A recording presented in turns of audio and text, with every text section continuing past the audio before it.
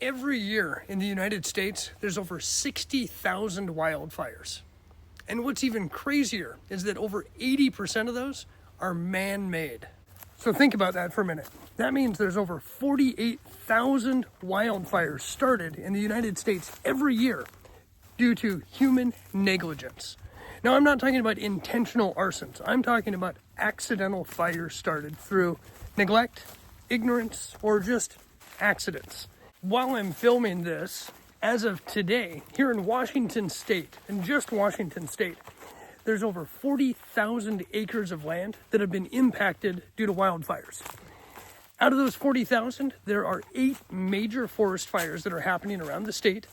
And from those 8, 6 of them have been proven so far to have been caused by human error. Now, I don't want this whole video to be about doom and gloom or how horrible people are and what an awful impact we're having on the world. That is not my intent. What I do want to focus on is some preventative measures that you and I can take on a daily basis when we're out there enjoying this beautiful world all around us to help eliminate the risk of causing a wildfire or preventing the spread of a wildfire if you happen to see one. The first thing to note is the time of year you're hiking. If you're out there adventuring in the peak wildfire season, the dry, hot summers that we have here, one of the most amazing parts of this state is the beautiful summers.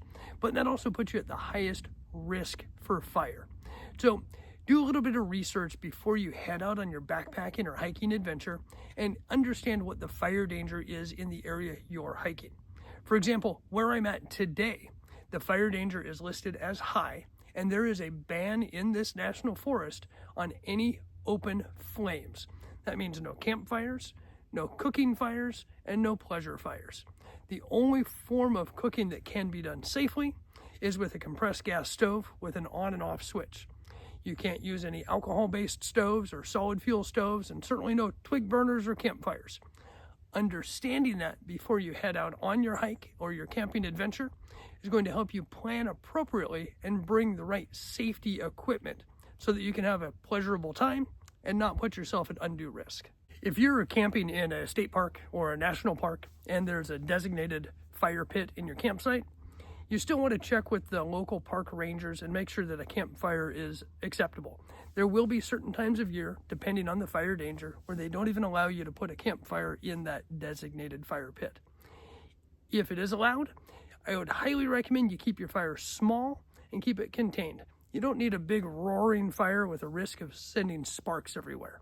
If you're camping in a backcountry environment where there are no established campsites or specific rules, then your campfire is going to be even more important to ensure that it's safely contained.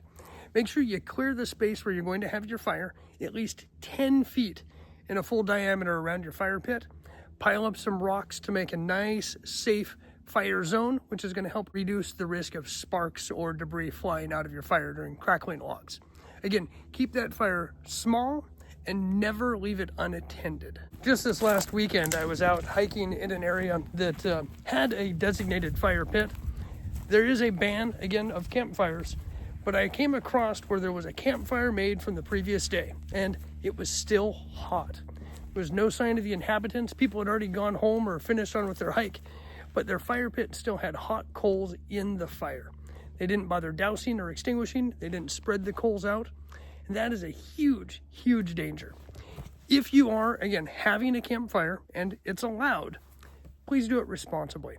You don't ever want to leave that fire until you know for a fact that it is completely cool. You're going to move the coals around, douse it with plenty of water, and it has to be cool to the touch before it's safe to leave it. If you're out on a hike and you see smoke in the distance, even if it's a small amount of smoke, don't assume that it's supposed to be there or that it's already been reported. There's no harm in doing additional reporting. So if you're in an area where you have any cell signal, call it into the local authorities and let them know what you see. If you're in a spot that doesn't have a good cell signal, then try and capture the location you're at as best as possible using GPS coordinates or pinpoint it on a map. If you're using an app, then screenshot where you're at on that GPS app. And as soon as you get to an area where you can make connection, call it in and report it. The sooner the authorities are notified, the sooner they can do something to mitigate any potential risk. Remember, we're all in this together, and if we all do our part to ensure that we are acting as safely and responsibly as we can out there on the trail, it's going to help prevent future fires and keep this amazing wilderness that we have safe for future generations. And I think Smoky the Bear said it best.